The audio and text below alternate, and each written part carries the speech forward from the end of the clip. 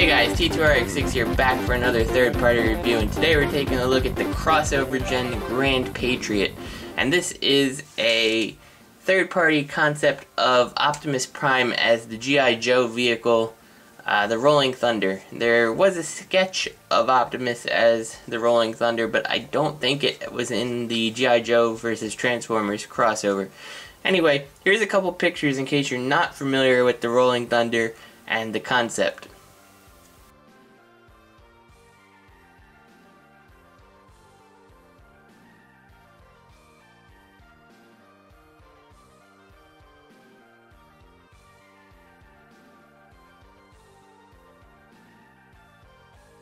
So yeah, this was a pretty ill-received toy because it was rather expensive at 120 bucks, I believe it was, and they do have their problems. Now I'm looking at this as a $60 toy because I got each of them for $60, so I got two of them for the price of one basically by buying them off people who didn't want them anymore. So we're going to be looking at it from that regard. Now this box here is really nice, really thick, sturdy box, and you can see inside they actually have all the foam and stuff to hold each individual component safe. And I think the money that they spent to design the box perhaps, and you know, stuff like that, maybe could have gone a little more into making the figure a little better, but I can see where they're coming from and why they were charging the price they charged. But unfortunately, the issues that these toys have are going to kind of hamper it a little. So let's get on to the actual figure. So here we have the green version of Grand Patriot, and I don't know, it's a pretty cool vehicle. It does have its issues. This little back turret thing loves to just kind of come off. It's not really pegged on very well, but overall it's pretty cool. The matrix thing kind of works like a little ramp in the front where he hides his matrix, which I think is kind of interesting. You got these little shoulder cannons which can be rotated, and yeah, he looks pretty good. Now you do need to make sure you have this little clip here. That is what actually attaches the trailer, and it's, you know, just a little point. You can hear how squeaky the wheels are, and there's nothing you can do. I've tried to spray them, and that only stopped it temporarily. Now you also get these guns here, and these guns can be used to peg on the side of the trailer or whatever you want to do. Peg it on the top if you really want. It is an option. Now let's talk about these guns for a second, because I think these are strange. You can see they're pretty much Optimus Prime's gun, a little bit modified here. I think these get the rap of being kind of cheap feeling because they're really hollow. In fact, they have a hole in them, and you know, it's kind of weird. And after I got this, I almost immediately after getting it realized why it was hollow. And this is what is really strange about it. This is a third-party piece for the TFC Gears of War, or Gear, not Gears of War, I always say Gears of War because of the game. Gear of War set, add-on set, and what it is a thing that came with some extra guns, and you just kind of plugged it on in here. Well, it had guns that had these tabs on the back that you plugged it in, and it would actually let you turn on an LED to light up the gun. So this is a third-party toy set that designed their gun with the idea of another third-party toy in mind. So that's kind of strange, but once you figure that out, you know, this is a lot cooler. Look how bright that LED is there. Let's real quick turn off the lights here to get the full effect of the gun. I mean, that is a really cool glow effect that this gun actually has once you hook up this Gear of War set, but it's just very strange that a third-party company would do something with another third-party company in mind. Very strange indeed. So I think the guns get the rap of being hollow and cheap feeling because of that. Now,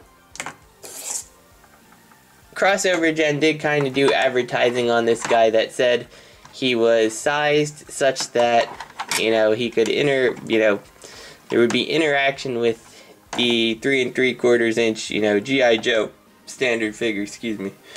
And, well, I happen to have one here, and I think that sense of scale just goes completely out the window there, because there's no way 3 3/4 is fitting in that cockpit.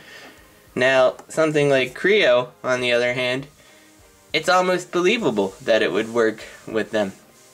So I kind of like how the Creo guys, and that's not saying Creo is necessarily, you know, the best toy to scale with it, and there's probably other, you know, small army men you could scale with this, but just kind of giving you a size comparison there. The other thing that this came with, both the red and the green version, comes with this little clip thing, which is basically this platform that's mounted in here, and you can take this piece off, and you can disconnect this, and you can connect it on top here. And what it's intended to do is peg right on top of that little trailer hitch, and you can see it doesn't like to do it without taking the legs apart. And you can connect it, and you can put this here, and then you could put primes, guns on the turret and stuff, kind of like this, or you could do the missiles, but it's such a weak connection joint, nothing holds, that it's really a stupid accessory. I don't know if this just needs to be tightened up, but there's no screws to tighten it. They're all little bolts, so I don't know. Anyway, this is an accessory that never sees any use around here. Here is your Classics Optimus Prime for size comparison. So you can see it is a big third-party toy. Take the trailer off, and there's width too. So it's wider, it's longer, it's just a little bit shorter in terms of height. So, like I said, there is a red and a green version, because anytime anybody does a Optimus Prime, of course, they have to do it in the Optimus Prime colors, which I think was a marketing flaw, in my opinion, in this case. So there you go, red and green. The red one comes with a blue trailer, which seems kind of silly because Optimus Prime always had a silver trailer, so why they didn't go with silver is beyond me. I probably assume it's because the legs and trailer probably came off the same mold, and since they were blue, this is blue. It's the only thing I can think of. Now you'll see my blue trailer is missing accessories, and that's because almost instantly after having this one in hand, which was my first one I bought, I kind of saw that he looks like the European exclusive Pyro. If you are not familiar with Pyro, here's an image courtesy of Sabertron.com.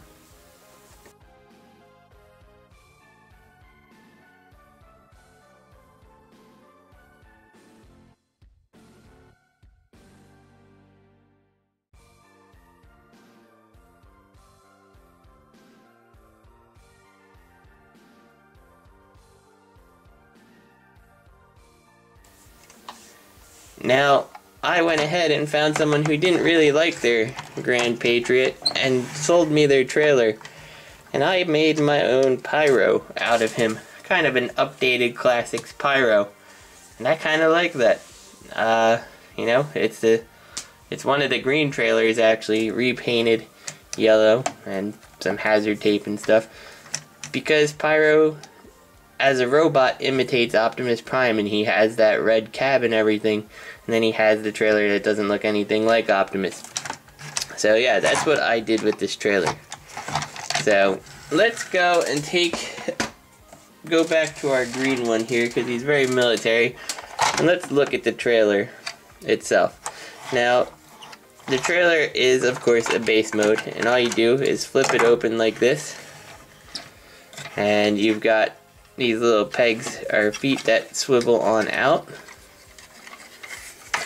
And you got a ramp at the bottom that swivels forward. And then these little computers kind of flip up. And again, back to our 3 3/4 guy. There were images that kind of showed them sitting behind. Yes, the wall is shorter than them, but that's not really interacting with the base in my opinion. That's just standing behind it. Whereas when you take our Creo guy, you know, when he's standing at the computer's the right height for him. So, by far, does not work with 3 3/4 inch. I mean, even to the point of being in the various sections of the base, you know, this could be medical bay or something like that. That is interacting with the base. So, there's the back. We can spin it around here to the front, and you see, I hate this little thing. I'm half tempted to just glue it in place, because I see no reason to ever put it on this stupid thing. I hate it. On this, you can of course attach, like I showed before, the guns. You can make a pretty cool looking turret, and that is actually the way I like it. I like it with the single gun turret there.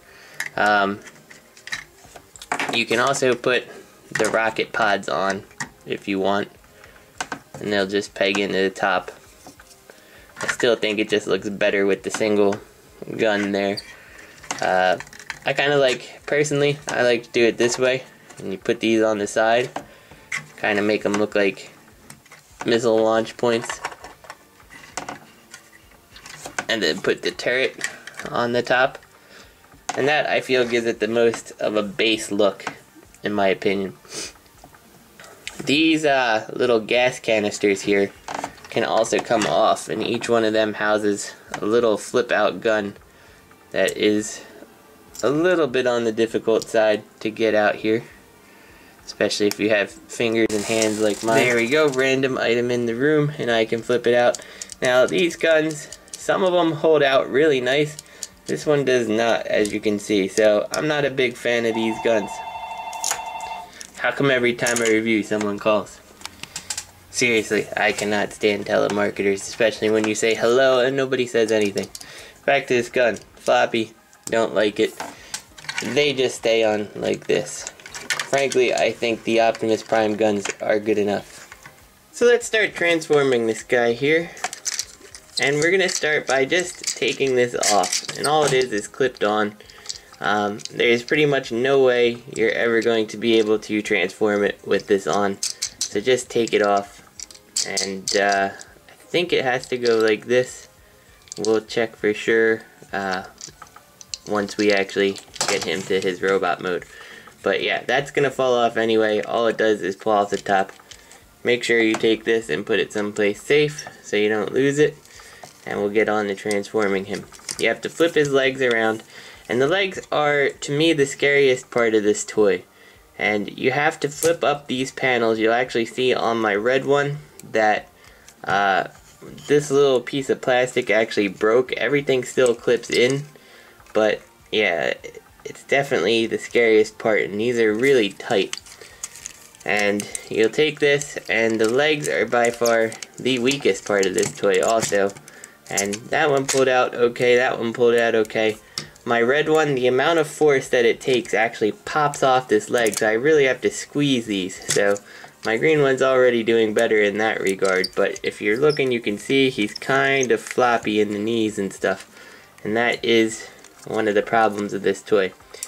So flip out his knee pads and take his legs here and flip out his toes on each side. My green one overall, in terms of the swiveling pieces, are a lot better.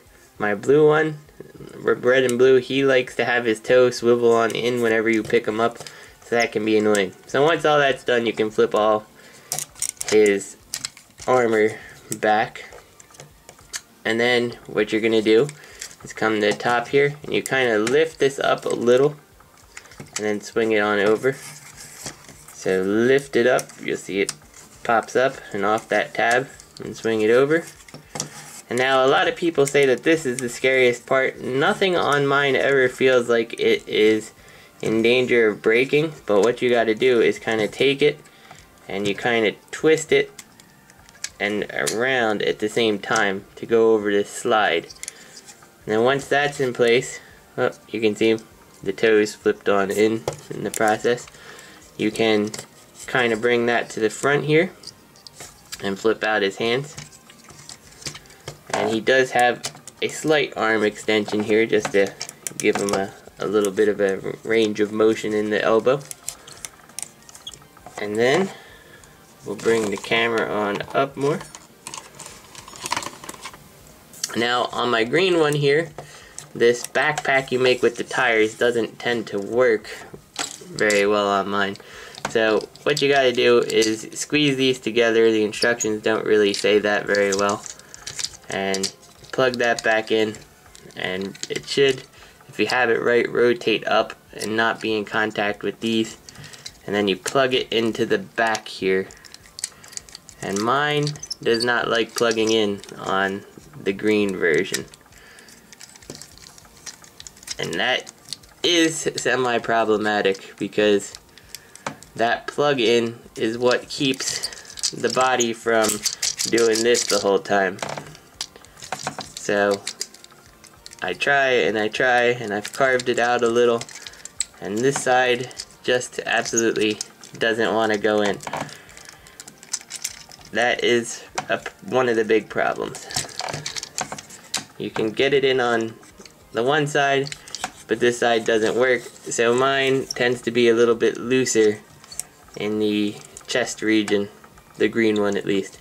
So once you have that, you take this and you fold it on down and bring this just behind him, and you can see his Optimus Prime head was revealed. And you can see he's very floppy. He definitely doesn't like holding poses very well. And it amazes me because you have joints that make these noises and sound horrible, and then these ones, like, you know, can't even hold their own weight. That is a big problem. We're going to take this off and throw it to the side, and just once he's on your shelf, just make sure you have his chest pushed back.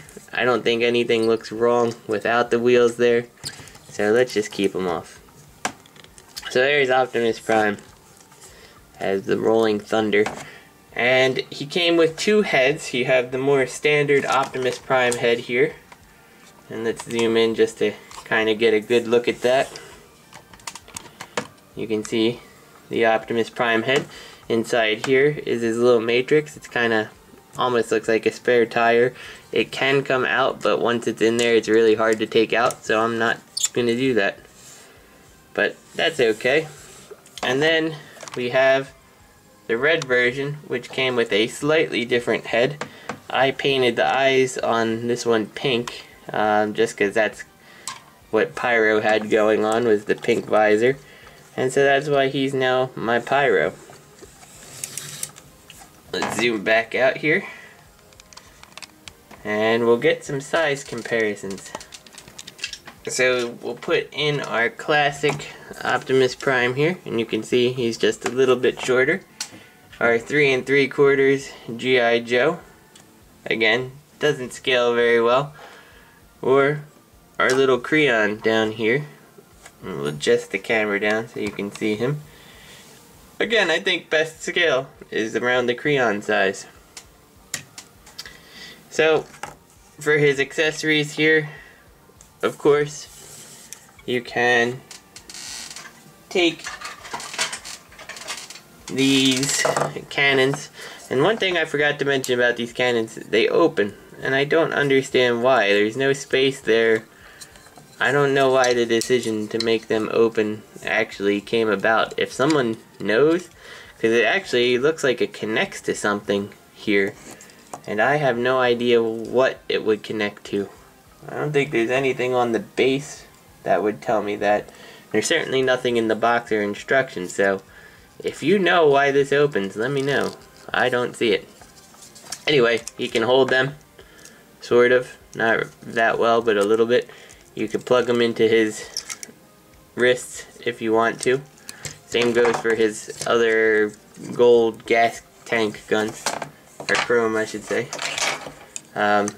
You can give him his two enormously large Optimus Prime cannons, which I'm okay with. He holds them pretty well. He's got okay elbow joints. Finally, I guess let's get onto the articulation of this guy, because when I was looking at him, I couldn't figure out what kind of articulation he has. He has a head that rotates left and right. It is kind of on a ball joint, but it's kind of strange, and I wouldn't really go up and down with it too much, just because that up and down motion is probably going to rip the ball joint off the thing. He does have shoulder articulation. He's going to hit himself in the head, but you can move his arms around like that. He does have 360. He's got a bicep swivel, elbow. The wrist does not swivel. Oh, yes it does. I'm sorry. It is screwed on, so it can be tighter or looser depending on how tight the screw was. Waist articulation. I guess technically if you don't plug in the wheel part, you can get some chest rotation there too, which is kind of nice. The legs, of course, go all the way back, and they can go all the way forward. You just gotta move that skirt armor and deal with that awful sound. You do have an upper thigh rotation, and knee that doesn't work all that well. It is extended out as far as it can go, and that's about as much range of motion as I can get out of it. But it's okay, because his knee is so weak it can't hold his own weight anyway.